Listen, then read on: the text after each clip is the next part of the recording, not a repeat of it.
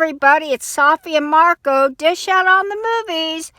But today it's series day, and we are doing episode 7 of The Offer.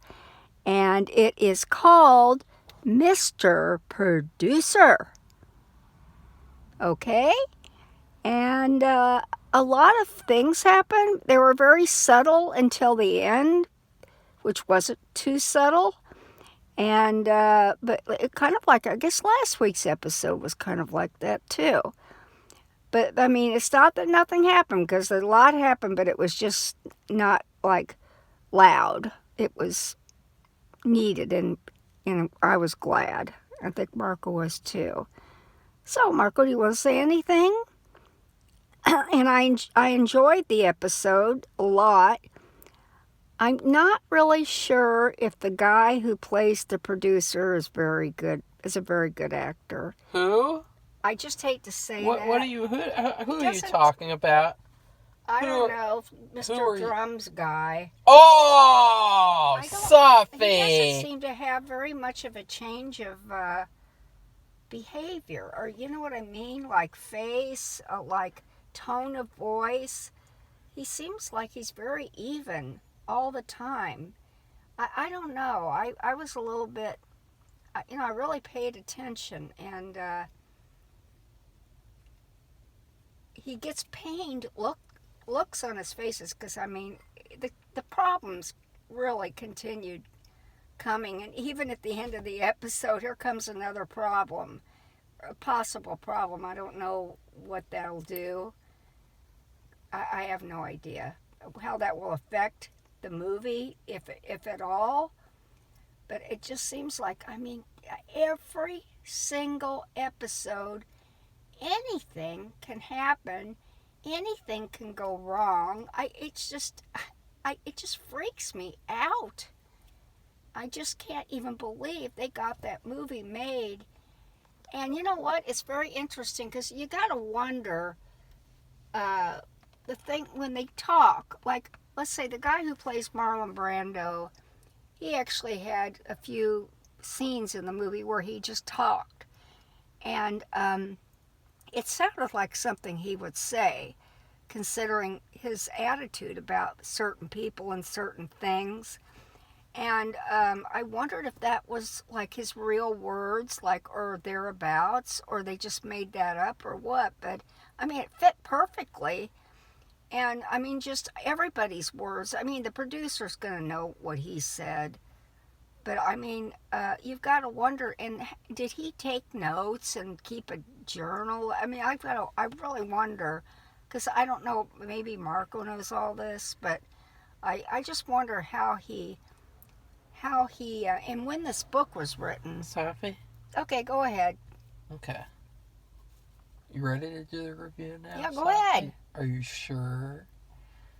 Because it seems like Come on, Marco. Off on a rampage of terror. It just blows my mind, the problems they faced.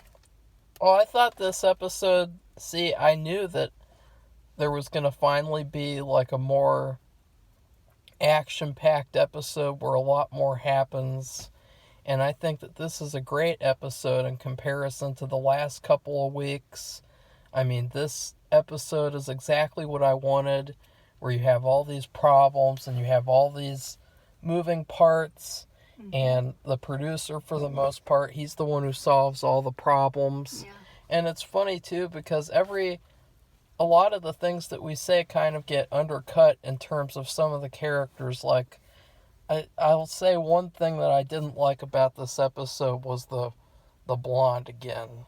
Really? I thought that, she has these moments where, there's this one moment that kind of ruins it. There's this one moment where she talks about how she does the same job as the main producer. I know. But she gets paid less. And it's like, fuck off. I didn't get that at all. Feminazi. She does not. Like, no, you don't. I didn't agree with that either. I was like, what is she talking about? And then there are these moments where, like, she can't handle what's going on. And it's like, the producer guy, he can handle it. He knows what's going on. He really does have very tough skin. He has an intimate knowledge of the moving parts of the industry, and he's getting everything done. And then you have her in this episode, and she just kind of sits there and squirms at things that are like normal things. Like, there's this moment where there's a guy and he robs her, and then the bodyguard for the set, he beats the guy up and takes her purse back, and she's acting like it's some horrific thing. And it's like, that's just normal. Like, that's just normal business. Like, that guy deserved it. He deserved it. Like, who cares? And it doesn't really seem like she's as capable and confident as the main producer. But then she has that one moment that, like, I don't know if that was an agenda moment or what. I don't know what that was. What do was. you think, Safi? I was shocked. That was cringeworthy. There's a few things in there, but that are little, and that was one of them, and I didn't like it. Because that was the biggest one. She does support him, and but she is not another manager of the producer. Well, she called herself a manager or something. And really? I'm like, what are you talking about? I mean, I don't want to be a bitch, but she was overinflating herself, and I didn't get that because he knows he's the one with all the experience, and here she was trying to equate herself with him. It's sort of like a feminazi thing. I don't know what it was. It was disappointing, actually. It's a feminazi thing to go back and conflate history in order to service your agendas. Like, to say, like, she did the same things that he did, but she just got paid less. Like, that's just so retarded. And they weren't, I don't think people were talking about that stuff then. No. They might have been tiny bit, but like Hopefully that not. really loud. Hopefully not. And she was not doing the same job as him, though, so she had no right to say that. Sorry, but I know what that is. I don't want to give any examples, but I do know what that means, and she was not doing the same job. So that was sad. It was weird. Because up to this point, she's been an okay character. She did have that other cringeworthy series of moments where she kept on saying, I didn't do it for him. I did it for me. Well, and she just said it over and over. And see, Safi, this is where it leads. I could sense it. I could sense that was foul. This was not right. This was a lie, actually. It was a complete lie. I don't like that. Either you tell the truth or you don't.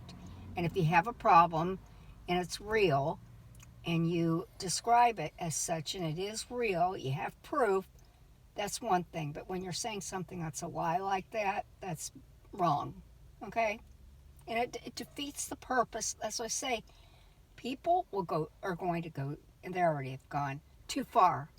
And that turns other people off. Okay?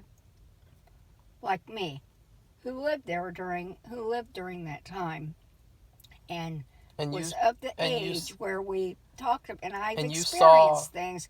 And you saw that hate movement growing from the ground up. It wasn't a hate movement. It's a hate movement. Well, maybe it's an anti-men hate movement. We're not going to go do this now, but the thing is, I didn't like that in particular. There were a couple of weird things, and I'm glad you brought it up because I was just going to bypass it, but because there were a lot bigger things that happened which were fun. Well, I was just talking about the one little thing, and then I know, but still, oh God. And that was probably the worst moment of the whole episode. Yeah, I didn't like that. It just stuck out like a sore thumb because it was just such bullshit. Oh, well. And it's like it's another, like, it's like everything that comes out now has to have some little agendas in it to say, like, see, look, things were so bad back then and now they're better because men have been pushed out and, things have gotten, even less equal. And so that's better. And you know the way things were with this movie in particular, they had so many problems. Yeah. That they were lucky to even get it made, and that's what I would have been thinking. Yeah. I wouldn't have cared about anything else. I just would want to get the, because you could tell it's special, and they did. They knew that. So to say that it didn't fit, in fact, you got to wonder, like you said, somebody writing that in. And to pretend like out of all the issues that have gone on during production, like that is an actual issue. It's just disingenuous. Yeah, it is. And irrelevant. So let's just speak about another little thing. Oh, which was which my one? favorite, probably of the whole, everything I've watched, all these other series and shows. So they're putting on a movie, and what is one facet of a movie that they have people who actually do the job, and they put them in the credits, put their name by it. The lighting. Ooh. What do I complain about all the time? The lighting. And guess what?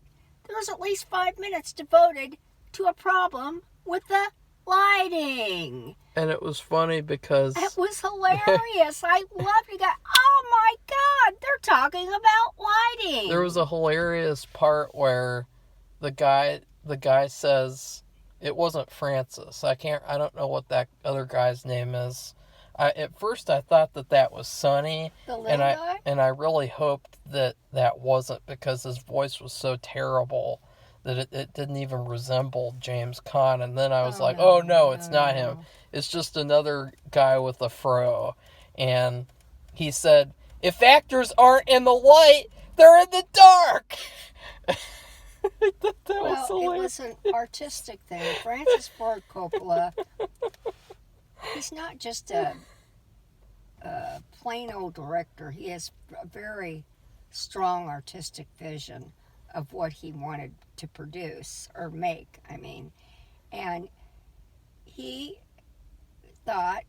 said the actors can't even move around because they can't see where they're going, and they need to move around in order for their character to be fully developed. They have to feel at ease and be comfortable and move about freely. And they can't do that if they're blind because they can't see. Yeah. And my issue, I'm just a viewer. And I'm looking at things that we've watched. In particular, there's this horror movie called Man that came out with the actress. Isn't it Man?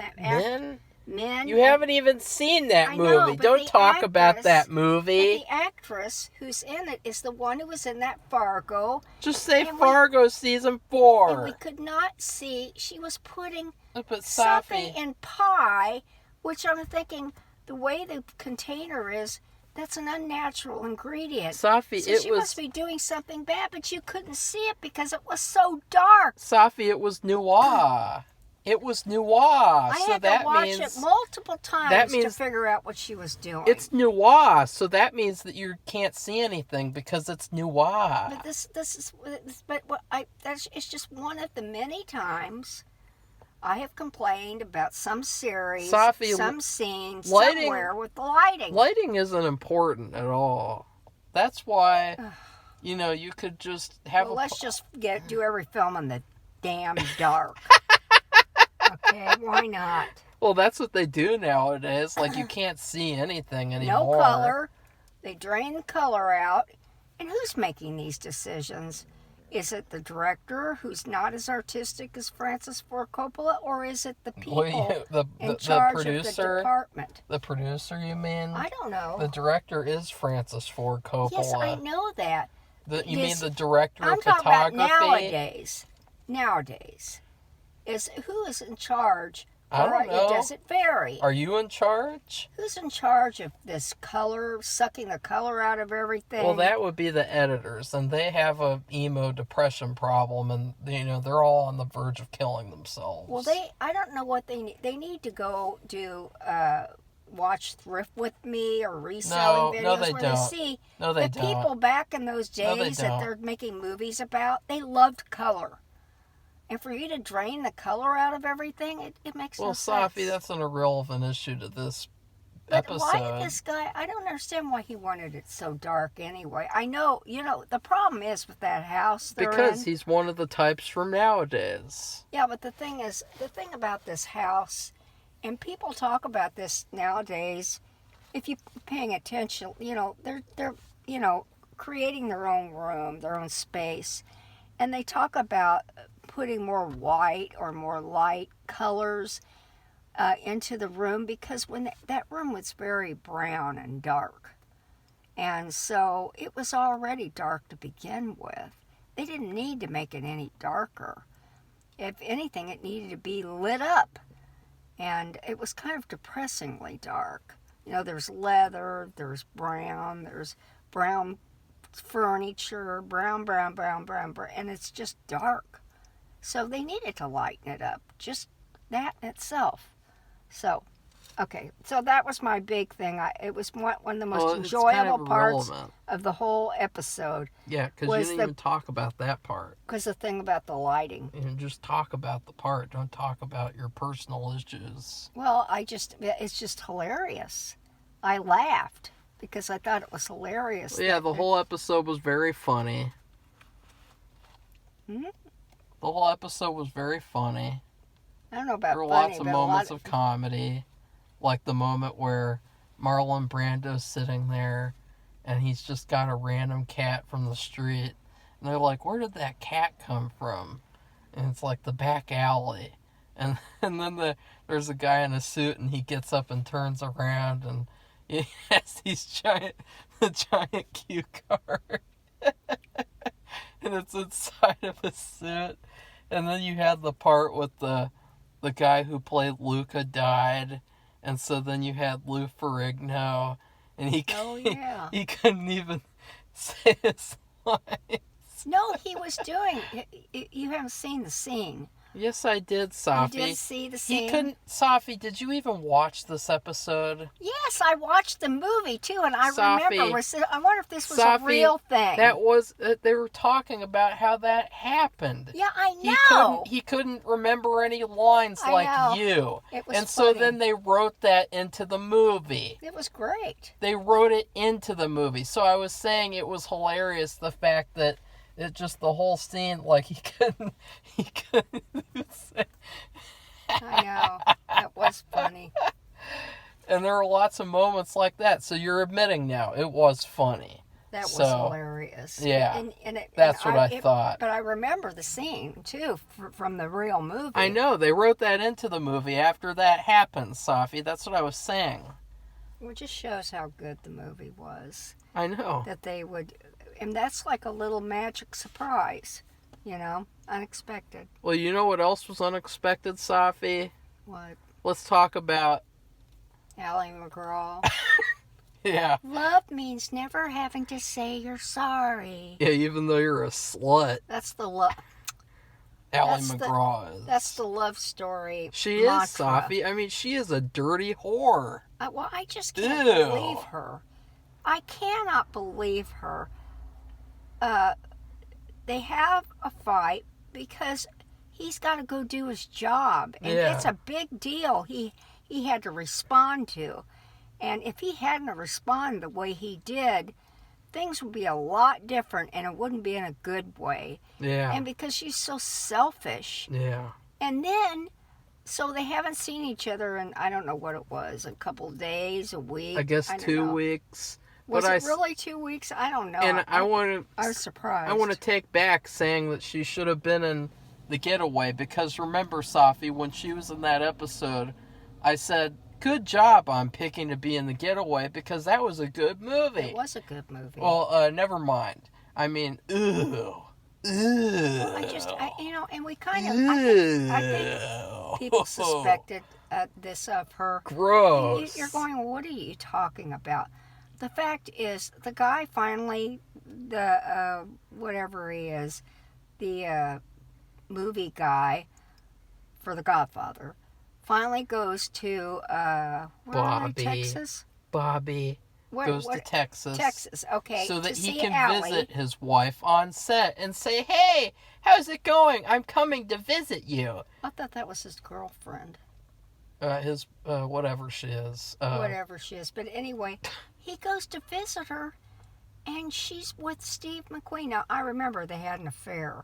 So I do remember this from back then. I don't know why. For some reason, that movie, it was very popular. Like, she's not single. She's with that guy, and then she's cheating on him with Steve McQueen. She's cheating on him with Steve McQueen. She has no loyalty to him at all. She's pretty gross. And I was just like, well, now I know that what I thought was the case was the case. And then she used the typical bullshit movie and TV excuse where, like, every TV or movie cheating scene, the girl's like, well, it was actually your fault the whole time, and this was just the end result of it. Well, it just... And she never said she was sorry either. Because you know why? Love means never having to say you're sorry. I just hope that Steve McQueen paid her more than her usual rate. No, I think they Wink, got wink. married or something, didn't Oh, really? They were together for a long, long time, I Really? remember. Yeah. But I don't remember, he got sick, and that kind of stood out. I bet he overshadowed everything so. I bet he got sick of her as well because. Well, I would. She was. I mean. Ew. What a biatch. Yeah. I was disappointed at that too. I know. Well, it's another thing where it's like, oh, I thought she was an okay character, and I thought maybe she's a good person, but then you see that happen, and it's like, ew, I'm never gonna like her character again. Like, just like with showing her anymore. Just like with Miss Baguette, and just like with Miss, I do the same job as him, I just get paid way less. And now I'm gonna go snuggle up with my cat at home and read books about intersectional feminism. And here we are. We haven't even brought up the big things that happened. I know. Well, they were pretty big. These things are irritating, and but they're a good part of the story. And I just don't understand why these people be hopping into bed with everybody right and left like that. I think that's gross. It would be fine if she got into a relationship with him if she was single, and she was doing the movie. But the fact that she's already with that guy. And then she's like, but it was actually all your fault. And you're a bad guy. And he said he was going to be there. He said he'd come there eventually. He had to take care of this stuff. And he wasn't lying. He had to be there. That's his job. Oh, I guess it's bad. He rescued the movie. His job is bad. And he's bad. Like, okay. I bet if she was in the movie too, she wouldn't have been thinking that. So I actually liked his character after that, so he's gonna be more likable now than he's been. He's really become a lot more likable ever since that first episode. He's probably like up there with some of the main people in terms of the likability, and so that kind of helped because a lot of his character has just been kind of stereotype, funny accent, funny disguises to make him look like this person. But it's good to give him more character. And yeah, but this episode, I mean, what were the big things? Like, oh, okay, well, how about Al Pacino? That is something else that just freaks me out. Safi, Charlie or whatever his name is, he saw a daily. And you know what a daily is? It's like it's like a newspaper article, but a certain variety. What? It's the variety. No, Safi, a daily is the footage that you shot in a day. Oh. Safi. I thought it was variety. You have a lot to learn. And whatever. And so he sees a little tiny scene where Al Pacino is carrying gifts on the street with that girl, and I can't remember her name. Diane Heaton. No, like the character's name. Oh. Is it like Martha or something? No, I don't know. I don't remember. He's walking with her on the Kay. street. It's Kay. Kay. Mm-hmm. Oh, yeah. Now I remember. Well, they're walking together on the street, and they shot that scene, and then all of a sudden it's like, oh no, he's not good enough. Let's replace him with, I don't know. We just gotta replace him because it's all gonna, oh no. And it's like these people are so stupid. They have no idea what they're doing or what's going on. What they're talking about. And so what they have to do is they have to like move up the scene where he does the shooting up to the next day so that they can shoot that scene and show that to Charlie and make sure that he doesn't like get rid of Al Pacino. Charlie's the head of the studio. Yeah. So. And he's pretty good. I mean, he has gotten better as well.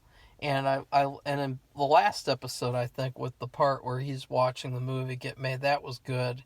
And so they shoot that whole sequence. That was really good. And then the thing with the manager. The manager of the restaurant wants you guys to leave.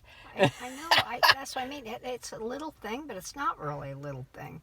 They were about ready to shoot this scene, and the guy wants them to go. Yeah, it's like, he says, because we have dinner in a couple hours. Well, it's true. But if they shoot the scene and get it done, he can do the dinner. Yeah. And so then they have the bodyguard go in there, and then he locks him in the closet. Then really funny. the guy starts making bad noises, and so the bodyguard opens the door and I don't know what he did, but he and then convinced him to shut up. No, he just did like shh, and then the guy shushed. And it was really funny, and little moments like that throughout the whole episode. So that was really good. I really liked that part, the whole sequence of shooting that. Of course, we didn't get to see the sequence. We didn't get to see that sequence yet. Maybe we will get to see it. Who knows? And then, what else happened? Well, we have the deception. What deception? The deception that the tried to take over. Okay, the saboteurs. The attempted takeover. The losers. You had these two guys. Accountants. And I think one of them said he's the director of productions or something. I don't know. Whatever stupid made-up titles these people have. Him and then this random crew guy, they think that they're going to overthrow the movie and that they're going to take over the movie's production and change everything because everything is just so terrible. And it's like, what the hell is this? Like, this is literally, you have these saboteurs just freely walking around on set, trying to ruin the whole production. And it's like, even if things were going wrong, you don't go on a production and, like, try to take over it like you're some sort of special person. Like, the people who are in charge on a production are the people who are in charge. They're not in charge. And so they don't, and so I really liked when they got fired because they were like, they're probably some of the most evil characters on the whole show. Yeah, and Marlon Brando liked it that they were fired too. Yeah, that was funny. Little Marlon in the episode. Ugh, Safi, that's gross. I'm hungry. What else, Safi? What else? I mean... Well, we have the thing at the end, but I just thought we wanted to wait until... I don't know. We can't wait too much longer, but... Well, yeah, there was a great sequence where the producer... Oh, okay, well, I guess we could mention a little bit that the producer, he got a girlfriend, and... I just don't She's care. boring. I don't care. I was going to say, yeah, I don't care. Who cares? Who cares? Like... I'm not saying she was a bad person. Well, she's boring. Or a bad character. She's just, who cares? It's like, where's that going to go? Is this going to be another person on the show who's like, the producer, he gets paid more than me, and I want to be a producer assistant secretary, and I want to do the same thing he does. Like, is that what's going to happen? Like, where's that going to go? Is that going to just be oh no, is she going to, like, sleep with Steve McQueen or something? Is that what she's gonna do? Like, what's she gonna do? Sleep with Michael Corleone? Corleone? Corleone. Corleone? Corleone. Corleone. Corleone. Okay. Okay. But whatever, it doesn't matter. And then there was this little sequence with the producer going to see Joe Colombo at his house and have dinner. And that was a really nice sequence. That was another good, simple sequence. But it was a foreshadowing, in a way. Well, it was building character to show that he's his friend. Right. Because, I mean, he said, like, nobody ever comes over. And then he's talking to him about his son that he doesn't talk to other people about. And so that was pretty cool. They're a very good duo, them two. And, you know, you say that Miles Teller has a limited range of acting. I think he does. Well, number one, that's false. I don't know. That's false. My opinion. And, I don't know. Maybe he hit me the wrong way. It's just. well, he didn't hit you. He was very very squarish, levelish. Well, he has a square head. What do you expect? I don't know. I know what to say. I don't like doing personal. Why? Attacks, but of course I just did Ally McGraw. But I mean, yeah, we just ripped her apart for 10 minutes. I lived there in that era. I saw Love Story. I saw The Getaway. You saw I Love saw Story. All the and the love means never having to say you're sorry. Everybody that was the theme of the movie. And they would say that in all the commercials, like on TV, they'd run a commercial about the movie, or in the newspaper, roaring across the ad for the movie. Love means never having to say you're sorry. Everywhere. So it's like, and I think I might have read the book. Yeah, I did read the book. Now that I think it was a smaller book, like The Godfather was real thick. They're all paperbacks, but the Love Story is kind of a thinner book. And anyway, I read the book, and you know, we didn't know anything about this guy, this Paramount guy, but we did know about her and Steve McQueen. That was like I didn't. That was a surprise to me, and I was like, ugh. It's kind of like the Elizabeth Taylor. What's his name? But that's different because Elizabeth Taylor is Elizabeth Taylor. Well, yeah, she's not Ally McGraw. She's better. She's better than Ally McGraw. But, I mean, the thing is, this is like a romance that everybody knew about. Well, it's not romantic to me, so... It's just queer. It's gross. So, I'll have to read to see if they did get married, because I know they were together for a long time. Safi, I'll never be able to watch The Getaway again.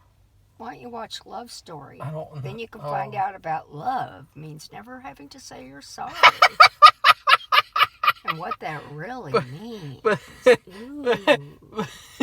But then I guess in the show she expects him to say that he's sorry for not, like, visiting her every couple of minutes. Like, I don't know. Like, she's like, I haven't seen you in 2 weeks. You've already left me 2 years ago. So I guess he shouldn't have to say he's sorry either. Right. Really, she should be the one who says sorry. She should write a whole book that just says sorry by Ally McGraw. Yeah. Dear Paramount guy. Yeah. So the episode ends with the thing that we talked about last week, where I said that I looked up the history, and apparently Joe Colombo is doing a rally for the Italian American Civil Rights LGBT whatever fuck league, some random league that really was just a mafia front, basically, I guess they show. And he got shot twice by this black guy in the audience, and I guess they just don't say what happens to him now. They want to leave that as like a cliffhanger, but we already know what happens because I looked it up, and he just gets paralyzed, I guess. Oh, it's a pretty big deal. He can't go anywhere. Oh, it's better than being dead. I guess I don't know what he would think. I don't Well, know. we'll see what happens. I know. We'll see what happens. So that's what ended the episode, and they made it seem like Crazy Joe was responsible for it. But the thing is that they haven't. From what I read, they haven't really definitively said that it was Crazy Joe, and that it was he actually denied being responsible for that, and so we don't really know if it was Crazy Joe. That was just sort of a little assertion that they made. I'll have to look that up. To make it more dramatic and more like, oh no, Crazy Joe. Safi, that's so gross. I can't do anything about it. That's my Stop stomach. it. This is why you get paid less than me, even though you do the same job. Oh, God. Okay, so what would you rate this episode in terms of food? I mean, not food, letter grades. I give it a manicotti. No. Oh, what letter grade? That's right. Oh, well, I'll give it an A. I would give it an A. Because it talked about lighting, and I loved every second of it. Because although there were those two really cringe-worthy moments that stuck out like a sore thumb, the episode was actually very enjoyable, funny, and it had a lot of stuff going on, and it was just pure production. That's what you wanted. I loved getting those two guys who were they sabotaged the dailies. I heard him. He said, okay, put out a bunch of false dailies that Pacino's doing a terrible job. Yeah, put together the worst thing you've ever seen. Yeah. And, I mean, really? You really? And then what? What are you going to do? Or what are you going to do? Play Michael Corleone yourself? Corleone yourself? And, I mean, one of them's accountant, and he's older. He's balding, and he's doesn't look Italian at all. And then the other guy's looks like a hippie. The other guy's very tall. Looks like a yoga instructor or something. There's nothing. Well, you know, he's what? Tom Hanks' son. No, I thought you were talking about the curly-haired guy. Well, I saw about that shrimp. Oh, there was the long-haired guy. Because you had him and you had the bald guy. Yeah, that. And then you had Colin Hanks. Yeah, but they were all three in on it, everything. Three idiots. Yeah. So, Safi? So, I gave it an A. And you gave it an A? Yeah. So, everybody, if you like this and you're watching The Offer, give it a like and subscribe to our channel. We appreciate new viewers because we appreciate your comments, and everybody has a different opinion. What'd you think about it? What do you think of the offer? What do you think of Miles Teller? What do you think about the guy who plays Michael Corleone? Corleone. I don't know why I keep saying that. And how about Marlon Brando? Fake Marlon Brando. He's pretty good. He reminds me. He reminds me of him. Yeah. So, okay. Bye, everybody.